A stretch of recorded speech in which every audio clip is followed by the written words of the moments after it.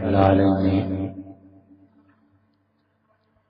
انسان کے وجود پر اس کتاب میں کئی حیثیتوں سے بحث کی ہے، اور ایک بحث سیدھی سادی ہے کہ انسان شریعت کی اتباع اور ان چیزوں میں اپنی شخصیت کو کیسے تشکیل دے، لباس کیسا پہنے، جسم کیسا ہو، فطرت کے امور میں شریعت کی پیروی ہو، ناخن کٹوائے، حجامت کروائے وغیرہ وغیرہ، کھانا کھانے میں، سونے میں، اٹھنے میں شریعت کیا رہنمائی کرتی ہے، اس بات کو انہوں نے بیان کیا ہے۔ اور دوسری چیز جس کو انہوں نے بیان کیا اور جس چیز پر زور دیا ہے اس باب میں کہ وہ انسانی اخلاقیات کیا ہیں جن سے ایک شخصیت وجود پذیر ہوتی ہے اور وجود میں آتی ہے، اور وہ وجود ہم اپنی آنکھوں سے نہیں دیکھ سکتے۔ یہ جو نوع انسانی کی اس طرح سے تشکیل ہے، یہ اصل میں انبیاء علیہ السلام کا کام ہے، اور اللہ تعالی نے حضرات انبیاء علیہ السلام کو جو بھیجا تو اس میں ان کا منصب یہ تھا کہ وہ انسانی اخلاقیات کو بنائیں اور انسان کو اس درجے میں لے آئیں کہ وہ حیوانات سے ممتاز ہو جائے، اور دونوں چیزوں میں کسی ایک چیز کی بھی کمی واقع ہو جائے تو انسان حیوانات کی طرف چلنے لگتا ہے، اور خدا نہ خواستہ اگر دونوں ہی چیزیں غائب ہو جائیں تو پھر انسان کی تباہی میں کوئی کسر اور کمی باقی نہیں رہتی۔ اپنے ماحول، اپنے گرد و پیش کو اس میں فطرت کے خلاف چیزیں ہوں اور وہ غیر فطری چیز کو قبول کر لے تو جلد یا بدیر اس انسان کی تباہی ہونی ہے۔ اس لیے اللہ نے جتنے نظام فطرت کے مطابق بنائے ہیں، حضرت رسالت آپ صلی اللہ علیہ وسلم ایک ہی جملہ کہتے تھے، اور وہ جملہ اتنا وزنی ہوتا تھا کہ اس پورے باب کی کلید اور ماسٹر کی آپ فرما دیتے تھے کہ یہ چیز وفات سے پہلے انصار کو جمع کیا۔ یہ اس دعوے کی ایک مثال ہے، اور آپ نے سب کو بلایا اور آپ نے فرمایا کہ وَسَتَرَوْنَ مِن بَعْدِي، میری وفات کے بعد تم دیکھو گے کہ لوگوں کو ترجیح دی جا رہی ہے عہدوں کے معاملے میں، تو تم کیا کرو گے؟ ایک صحابی رضی اللہ عنہ نے عرض بھی کیا کہ اللہ کے رسول، ہم ان چیزوں میں مزاحمت کریں گے، تو نبی کریم صلی اللہ علیہ وسلم فرمایا نہیں۔ آپ نے فرمایا انصار بالکل اس پہ صبر کرنا ہے اور کسی عہدے کے لیے خود سے جدوجہد نہیں کرنی ہے، اور پھر کمال کی بات ارشاد فرمائی اور کہا کہ حتیٰ تلقونی علی الحوض، یہاں تک کہ حوض کوثر پہ ملاقات ہو جائے، اپنے آپ کو عہدوں سے دور رکھنا۔ یہ اصولی بات اگر حضور صلی اللہ علیہ وسلم نہ فرماتے تو عین ممکن تھا کہ انصار میں جن لوگوں نے اپنی صلاحیتوں کی بنا پر حکومت کرنی چاہیے وہ اس کے مدعی ہوتے اور کہتے کہ خلافت ہمارے بغیر نہیں چل سکتی، ہمیں ملنی چاہیے، اور تصادم کی کوئی صورت بن جاتی۔ اس ایک جملے نے اتنی بڑی بندش پیدا کر دی کہ سیدنا عمر رضی اللہ عنہ جیسے آدمی منتیں کر رہے ہیں، عہدے لے کے جا رہے ہیں، کہتے ہیں عہدہ لے لو، حتیٰ کہ کہتے ہیں پیسے لے لو، رقم لے لو، ہر مہینے جو تنخواہ ہے وہ لے لو، لوگ نہیں لیتے۔ یہ سلمان فارسی رضی اللہ عنہ ہیں، سیدنا عمر رضی اللہ عنہ نے دیتے رہے پیسے، ادھر پیسہ آیا مہینے کی تنخواہ، ادھر انہوں نے خیرات کر دی ساری کی ساری۔ بہت اچھا رویہ رکھا، نہ امیر المومنین کو منع کیا کہ تنخواہ نہ دیں، اور نہ انہوں نے اس پیسے کو خود استعمال کیا، حکومت سے پیسہ ملا وہ دے دیا، اور خود چٹائیاں دن بھر بناتے رہتے تھے، اور چٹائیاں بن کے بیچ کے اپنے گھر کا گزارا چلاتے تھے، اپنے گھر کا خرچہ چلاتے۔ حضرت رسالت پناہ صلی اللہ علیہ وسلم کے ایک جملے نے بند باندھ دیا، اور فرمایا نہیں۔ آپ اس کے برعکس ایک مثال اگر دیکھنا چاہیں تو حضرت سعد بن عبادہ رضی اللہ عنہ کی ہے، اور یہ سعد بن عبادہ اتنے بڑے آدمی ہیں کہ رسول اللہ صلی اللہ علیہ وسلم کو حقیقت میں پناہ ان لوگوں نے دی۔ مدینہ منورہ میں یہ لوگ جمع ہو گئے، سعد بن عبادہ پہ اسلام پیش کیا گیا، اور سعد بن عبادہ رضی اللہ عنہ اسلام قبول کیا۔ سعد بن عبادہ کی اتنی بڑی خدمات ہیں کہ آپ اندازہ کیجئے کئی سال تک، 8-10 سال تک 80 آدمی رسول اللہ صلی اللہ علیہ وسلم کے پاس آ کے اسلام قبول کر کے لوگ رہ جاتے تھے مسجد میں۔ اب کہاں جائیں، کتنی تجارت کریں، کتنی لکڑیاں کاٹیں، فاقے ہوتے تھے۔ اور اس سے جعفر رضی اللہ عنہ شہد کا کاروبار کرتے تھے، اور جب شہد آتا تھا تو وہاں پر ایک رسی لٹکی رہتی تھی، وہ شہد نکال کے مشکیزوں سے اس رسی پر مشکیزے کو کاٹ کے لٹکا دیتے تھے، اور یہ شہد نچڑتا تھا، اس پہ وہ لوگ گزارا کرتے تھے۔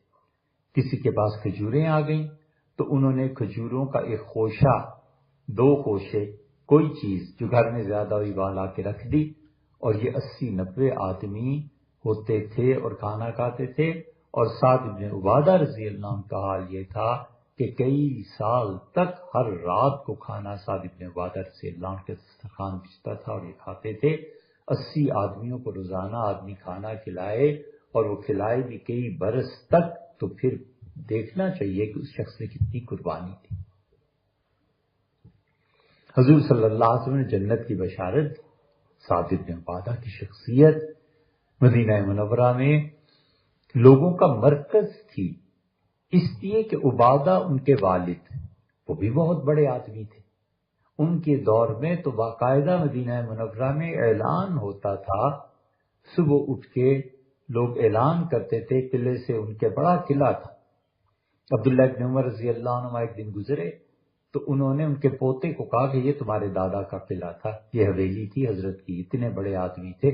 حویلی سے باقاعدہ اعلان ہوتا تھا کہ جس شخص کو کھجوریں چاہیے ہو، جس شخص کو چکنائی گھی چاہیے ہو، اور جس شخص کو آٹا چاہیے ہو ہمارے یہاں آ جائے اور لے جائے، مفت میں لے جائے۔ اس شخص کی فیاضی کا حال یہ تھا کہ حضور اقدس صلی اللہ علیہ وسلم نے نلی نہاری کھائی، اور آپ نے اس کی تعریف کہیں کر دی۔ سعد بن عبادہ رضی اللہ عنہ نے 700 اونٹ ذبح کیے، اور رسول اللہ صلی اللہ علیہ وسلم کو بلایا، اور ہر طرف نلی نہاری چل رہی ہے۔ آپ نے کیا کیا؟ کہ اللہ کے رسول اور کھائیں اور کھائیں۔ بس کرو، ان کا اللہ کے رسول میں چاہتا ہوں چھکا دوں آپ کو، آج اتنے زیادہ کھلاؤ۔ یہ سعد بن عبادہ، رسول اللہ صلی اللہ علیہ وسلم آئے، سلام کیا، دوبارہ سے بارہ، تیسری مرتبہ کے بعد انہوں نے 4تھی مرتبہ پہ وہ آ گئے باہر، گلے میں لکھا اللہ کے رسول میں سلام سن رہا تھا، میں تو چاہتا تھا زیادہ سے زیادہ آپ کی مبارک زبان سے ہمارے لیے سلامتی کے الفاظ ادا ہوتے۔ لنگی پیش کی، کپڑے پیش کیے کہ اللہ کے رسول نہائیں، غسل فرمایا، خوشبو پیش کی، بٹھایا، کھانا کھلایا، پھر اپنی سواری پیش کی، اس پہ بٹھایا، بیٹے کو ساتھ بھیجا کہ گھر چھوڑ کے آؤ حضور صلی اللہ علیہ وسلم کو، درمیان میں یہودیوں کا محلہ پڑتا ہے، کبھی کوئی ایسی بات نہ ہو جائے۔ یہ سعد بن عبادہ رضی اللہ عنہ کی اتنی خدمات ہیں، ان کے والد عبادہ، اسی لیے رسول اللہ صلی اللہ علیہ وسلم نے فتح مکہ کے دن جھنڈا جس آدمی کو فوج کا دیا تھا وہ سعد بن عبادہ تھے، اور سعد بن عبادہ جب گزرے ہیں تو ان کی نظر پڑ گئی ابو سفیان پہ، بڑا شدید غصہ پہ طاری ہو گیا، اور انہوں نے کہا کہ الیوم یوم الملحمہ، آج کا دن تہ و بالا کر کے رکھ دیں گے مکہ کو، آج دیکھا جائے گا۔ فوراً وہ بھاگے اور رسول اللہ صلی اللہ علیہ وسلم کیا کہ صاحب تو یہ کہہ رہا ہے، تو رسول اللہ صلی اللہ علیہ وسلم فرمایا بڑی نامناسب بات ہے، آج کا دن تو رحمت کا دن ہے، سعد کو اٹھاؤ اور اس کو کہو جھنڈا اپنے بیٹے قیس کو دے دے۔ قیس رضی اللہ عنہ کو جھنڈا مل گیا۔ قیس جب مشرکین کے پاس گزرے تو انہوں نے کچھ ایسے ہی جملہ کہا، وہ خاندانی اثر اور خون تھا ایسا ہی۔ حضور صلی اللہ علیہ وسلم کو پتا چلا تو اپنے پاس زبیر کو جھنڈا دے دے۔ یہ ساری قیادت بدلی سب کچھ۔ سعد بن عبادہ نے جب بیعت شروع ہوئی ہے سقیفہ بنو سعادہ میں تو انہوں نے کہا کہ ہم خلافت ہمارے پاس رہے گی کیونکہ ہم نے اسلام کے لیے قربانی دی ہے، پیسے خرچ کیے ہیں، مہاجرین کو ٹھکانہ دی۔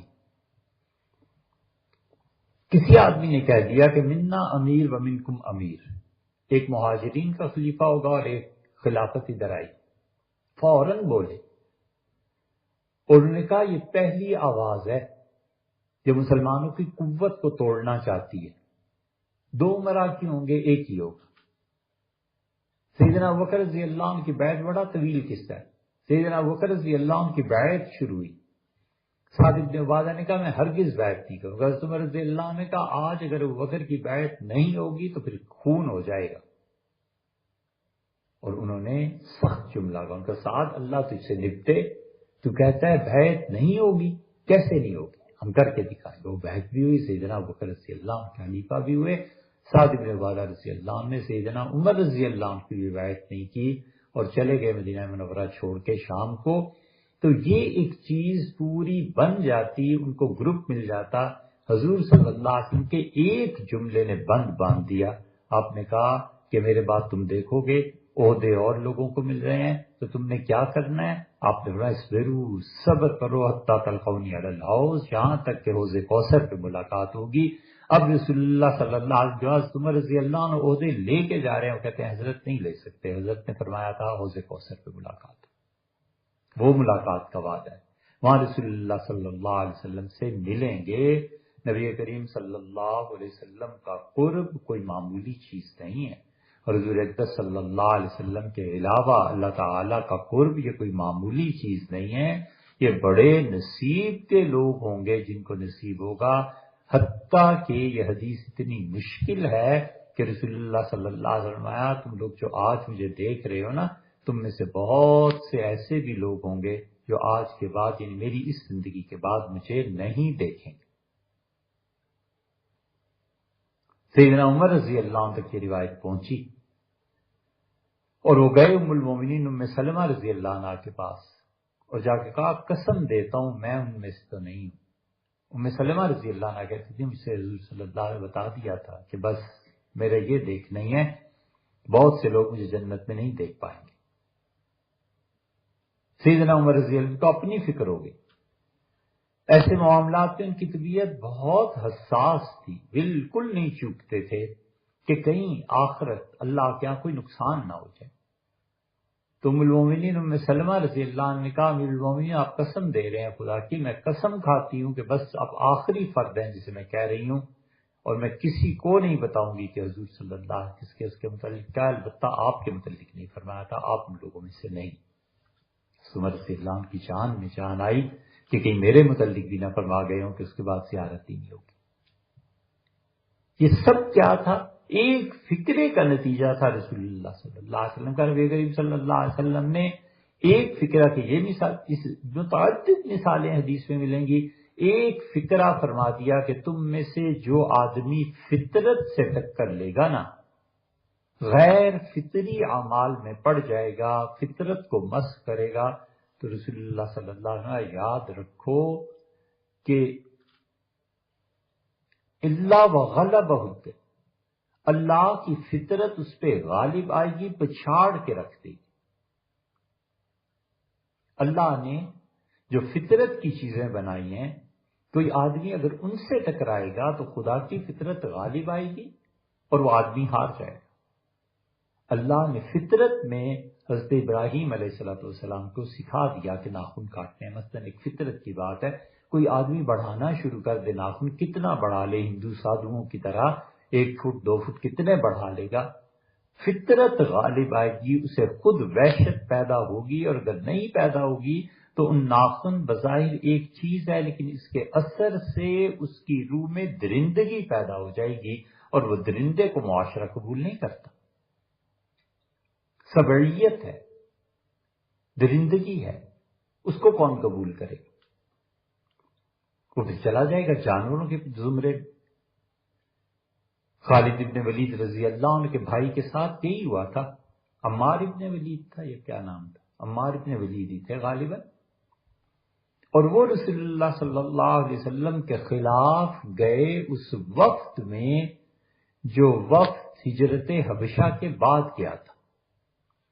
عیسائی بادشاہ تھا اور بہت اچھا تھا، حضور صلی اللہ علیہ وسلم نے تعریف کی، نجاشی۔ اور یہ جو وفد گیا ہے خالد ابن ولید رضی اللہ عنہ کا جو وفد تھا، یہ قبیلہ پورا، اور سیدنا عمر رضی اللہ عنہ کا قبیلہ، یہ لوگ اس بات کے لیے وقف تھے کہ گفتگو کریں۔ عمر بن العاص رضی اللہ عنہ گئے تھے، چمڑا لے گئے، کیا کیا چیزیں لے گئے۔ یہ ہجرت سے بہت پہلے مکہ کا واقعہ ہے جب لوگوں کے لیے جینا دشوار ہو گیا تھا، اور یہ بھی پیچھے وقت چلا گیا۔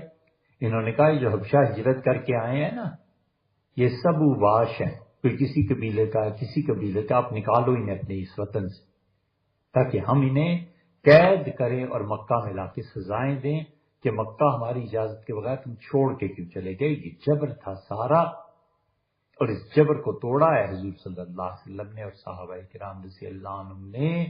نبی کریم صلی اللہ علیہ وسلم کی زندگی میں کچھ بھی نہ ہوتا تو بہت بڑی بات انہوں نے یہ کی کہ پوری دنیا میں جبر کو توڑا۔ بادشاہ کا دین لوگ خدا کی طرف سے مانتے تھے کہ بادشاہ جو کچھ کہتا ہے یہ حرف آخر ہے، یہ دین ہے، اس کے خلاف نہیں چل سکتے۔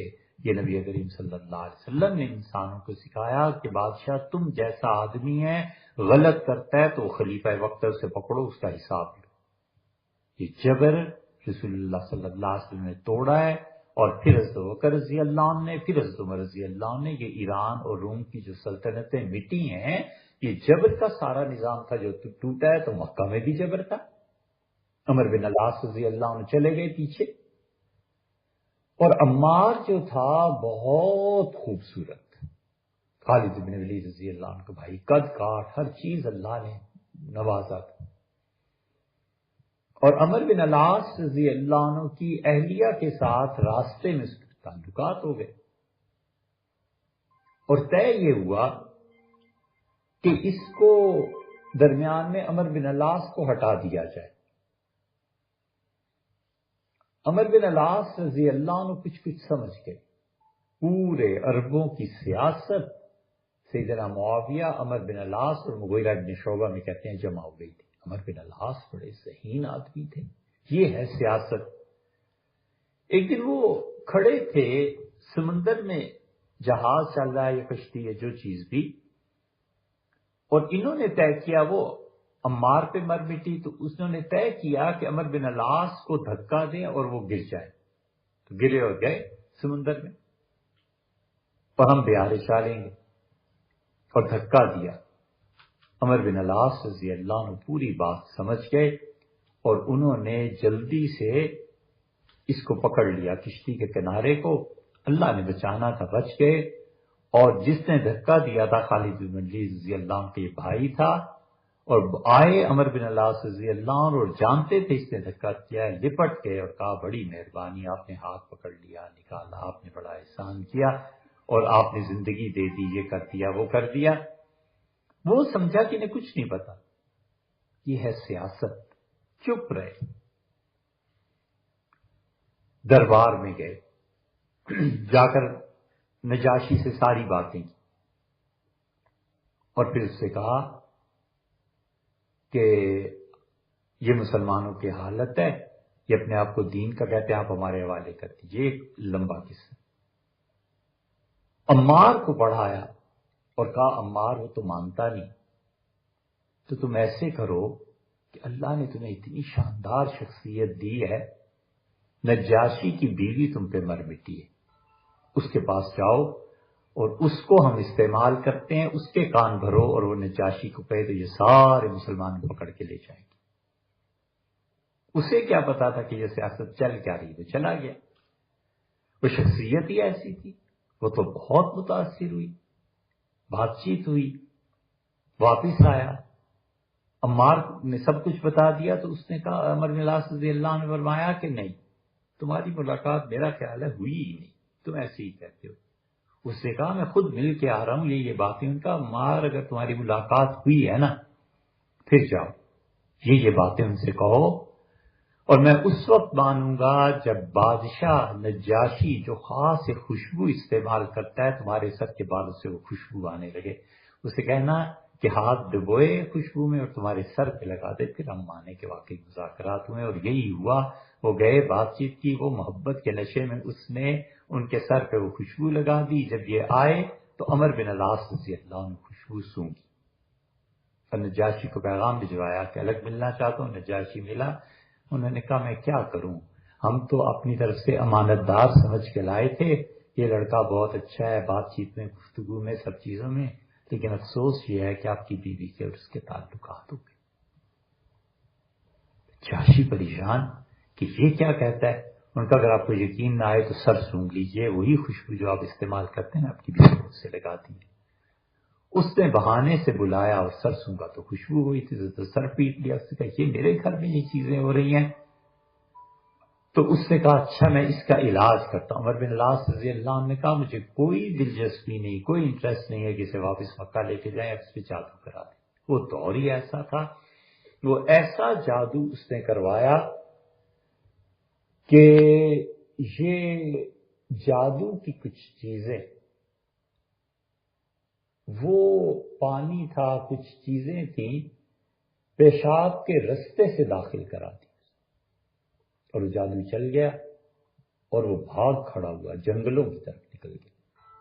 عمر بن العاص نے کہا رضی اللہ عنہ کہ یہ ہے انجام ان لوگوں کا جو کسی گھر میں کسی کی بیوی کے ساتھ تعلقات ہے۔ اگر مکہ آ گئے، مکہ آ کے انہوں نے کہہ دیا، انہوں نے کہا تمہارا بھائی پاگل ہو گیا تھا وہاں اور وہ جنگلوں میں بھاگ گیا ہے، یہ قبیلے والے گئے تو واقعی پتہ چلا۔ اب بادشاہ کی بات تھی، ادھر عمر بن العاص چپ تھے، ادھر بادشاہ چپ تھا، اپنے گھر کی بات کون بتائے اور کون اس علت کو کرے؟ یہ اس کا نتیجہ یہ نکلا کہ وہ شہری تھا، گم ہو گیا۔ سیدنا عمر رضی اللہ عنہ جب خلافت آئی ہے تو ان کا کچھ ہو جائے، وہ ہمارا ایک شہری تھا اور اس کو واپس آنا چاہیے، ہر قیمت پہ ہم اس کا دفاع کریں۔ سیدنا عمر رضی اللہ عنہ نے بھیجا ایک وفد اور کہا جاؤ اور خالد کے بھائی کو لے کے آؤ، کیونکہ میری ذمہ داری ہے، خلافت ہے۔ یہ ریمنڈ ڈیوس کیس میں جو ہوا تھا نا، سب کچھ امریکہ نے جو کچھ کیا، جب حکومتوں میں غیرت ہوتی ہے اور حکومت جمی ہوئی ہوتی ہے تو اپنے ایک ایک شہری کی محافظ ہوتی ہے۔ یہ وہ چیز تھی، ہمیں بڑی یاد آئی کہ سیدنا عمر رضی اللہ عنہ نے کیا تھا۔ جب وہ وقت پہنچا وہاں تو ان کا ہاں ایک آدمی ہے، بادشاہ سے ملا، اس کی اولاد سے ملا، انہوں نے کہا جی وہ جنگل میں ہوتا ہے۔ یہ تابعین اور صحابہ رضی اللہ عنہ کہتے ہیں کہ ہم جنگل میں اس سے ملنے گئے تو وہ چیختا تھا۔ وہ جو جادوگر تھے انہوں نے بتایا، انہوں نے کہا اگر کسی انسان نے اسے ہاتھ لگا دیا نا تو یہ مر جائے گا، ہم نے جادو ہی ایسا کیا۔ اور ان کا ہم نے دیکھا سارا جسم بالوں سے بھرا ہوا ہے، ننگا، اور درندوں کے ساتھ رہ رہا ہے، غاروں میں رہ رہا ہے۔ اور ہم جب پہنچے تو اس نے دیکھ لیا، کچھ پہچانا کچھ نہیں پہچانا، جو ہی ہم نے ہاتھ میں لایا گرا اور مر گیا۔ یہ سیاست، سیاست اسے کہتے ہیں۔ سیاست یہ نہیں ہے کہ وہ اٹھتے ہی آتے سمندر سے نکل کے اور شور مچا دے، تم نے دھکا دیا ہے، مارا ہے مجھے، یہ ہو گیا وہ ہو گیا۔ ان کا ٹھہرو میں تم سے ملتا ہوں کہ تم نے میرے ساتھ کیا کیا، میں تمہارے ساتھ کیا کروں گا۔ یہ وہ پوری ایک چیز ہے کہ نبی کریم صلی اللہ علیہ وسلم نے فرما دیا کہ تم میں سے جو لوگ فطرت سے ٹکر لیں گے نا، الا غلبہ، خدا کا دین سے پچھاڑ دے گا، ختم کر دے گا، گرا دے گا۔ ایک ایک جملہ، کہیں کچھ ایک آدمی آیا ہے، توبہ کی ہے، کہتا ہے اللہ کے رسول مجھے کوئی نصیحت کر دے، چھوٹی سی بات بتا دو۔ آپ نے فرمایا زندگی میں کبھی ایسا کام نہ کرنا جس کے آخر پہ شرمندگی اٹھانی پڑے، دنیا میں یا آخرت۔ پہلا بتاؤ کوئی چیز رہ گئی ہے؟ وہ کبھی ایسا کام نہ کرو جس کے انجام میں اللہ کے سامنے یا مخلوق کے سامنے شرمندہ ہونا پڑے. ختم ہو گئی بات. اسی طرح یہ جو اخلاقیات میں انسان کا وجود ہے، شریعت اسے مستقل ایک وجود تسلیم بھی کرتی ہے، اور رسول اللہ صلی اللہ علیہ وسلم نے اس وجود کو تشکیل دیا ہے. اس لیے جتنی بھی حدیث کی کتابیں آپ اخلاقیات کی پڑھتے ہیں، اس میں شاہ صاحب رحمۃ اللہ علیہ اس باب میں اس انسان کی اخلاقی حیثیت کو بیان کرتے ہیں کہ ایک آدمی کی اخلاقی حیثیت کیا. ایک صحابی رضی اللہ عنہ آئے اور رسول اللہ صلی اللہ علیہ وسلم سے نصیحت کی درخواست کی، بڑی طویل حدیث، اور اس میں کمال کی ایک بات رسول اللہ صلی اللہ علیہ وسلم نے فرمایا، مجھ سے وعدہ کرو کہ تم کسی آدمی کو بھی لڑائی میں، غصے میں ان چیزوں کا طعنہ نہیں دو گے جو ماضی میں اس کے ساتھ گزر چکے. اب ذرا سوچیں، جب لڑائیاں ہوتی ہیں تو ہر کوئی کہتا ہے کہ تمہیں یاد ہے فلاں سن میں کیا ہوا، تمہیں یاد ہے میں نے تمہارے ساتھ کیا نیکی کی تھی، تم ایسے ہو، تم ایسے ہو. حضرت صلی اللہ علیہ وسلم وعدہ کرو کہ تم کبھی بھی اس کا کوئی گناہ ایسا یاد نہیں دلاؤ گے جس کی وجہ سے وہ شرمندہ ہو جائے. یہ ایک نصیحت کر، یہ سب چیزیں ایسی ہیں. تو اخلاقی طور پہ ایک انسان کا وجود پذیر ہونا یہ ایک الگ چیز ہے، اور جسمانی طور پہ کسی انسان کا ان اخلاقیات کے اس فطرت کے دائرے میں رہنا یہ دوسری چیز ہے. ایک آدمی فطرت کے دائرے میں بھی نہ رہے اور ان اعمال میں پڑ جائے جو اعمال فطرت کے خلاف، مثلا ناخن کاٹنے کی مثال دی تھی، تو نتیجہ یہ کہ یہ آدمی آہستہ آہستہ حیوانگی اور درندگی کی طرف بڑھتا چلا جائے گا، اور وہ درندگی اس پر غالب آ جائے گی فطرت کے خلاف چلنے کی وجہ سے، اور پھر وہ درندوں میں جو حرکتیں ہیں اس میں آ جائیں. معاذ اللہ اس کے دل سے رحمت نکل جائے. قتل اس کے لیے مسئلہ ہی نہیں، خون اس کے لیے مسئلہ نہیں، انسانی خون اس کے لیے مسئلہ نہیں. اسی لیے ایک ایسی سخت بات ارشاد میں جیسے کہ اللہ کے رسول سیدنا حسن رضی اللہ عنہ کو رسول اللہ صلی اللہ علیہ وسلم بوسہ دے رہے تھے، پیار کر رہے تھے. اس کا اللہ کے رسول میرے تو 10 بیٹے ہیں، میں تو کبھی بھی نہیں اتنا پیار کرتا جتنا آپ اپنے اکیلے اس نواسے تھے. حضور صلی اللہ علیہ وسلم، اللہ نے اگر رحمت تمہارے دل سے چھین لیا تو میرا کیا قصور ہے؟ یہ کیا چیز ہے؟ یہ انسان کا فطرت کے ساتھ تعلق ہے. یہ فطری طور پہ انسان کی فطرت کی تسکین کا سامان حسن ہے. حسن سے بے اعتنائی، پہاڑ ہیں، چشمے ہیں، قدرت نے کسی کو حسن دیا ہے، اس کی طبیعت پہ کوئی اثر ہی نہ ہو اس کا، غلط بات. ہاں جو حدود اللہ نے متعین کی ہیں ان میں رہے، وگرنہ دل خوش ہوتا ہے ان چیزوں کو دیکھ کے کہ دیکھو اللہ نے کیسی چیزیں. سورہ رحمان میں آپ دیکھیں اللہ بار بار کائنات میں بکھری ہوئی نشانیوں کی طرف توجہ دلاتا ہے.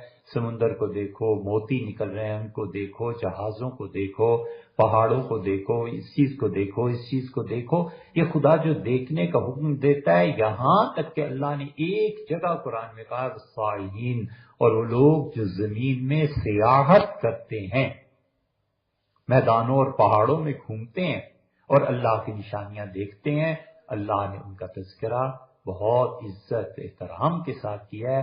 اور پھر پوری فہرست ہے کہ وہ لوگ جو عبادت کرتے ہیں، وہ لوگ جو خرچ کرتے ہیں، وہ لوگ جو ایمان والے ہیں، وہ لوگ جو ایسے ہیں ایسے، اس میں اور وہ لوگ جو زمین میں سیاحت کرتے ہیں ان کے لیے بھی بڑا مقام اور اجر رکھا ہے، کیونکہ وہ ان چیزوں کو دیکھ کر اللہ کا یقین اور اسلام کی حقانیت، خدا کی راہ کی حقانیت اس کے دل میں جمتی چلی جاتی ہے. یہ وہ چیزیں ہیں جس کو شاہ صاحب رحمۃ اللہ علیہ نے اخلاقیات کا انسان بیان کیا ہے. آئندہ انشاءاللہ پھر اس پہ بات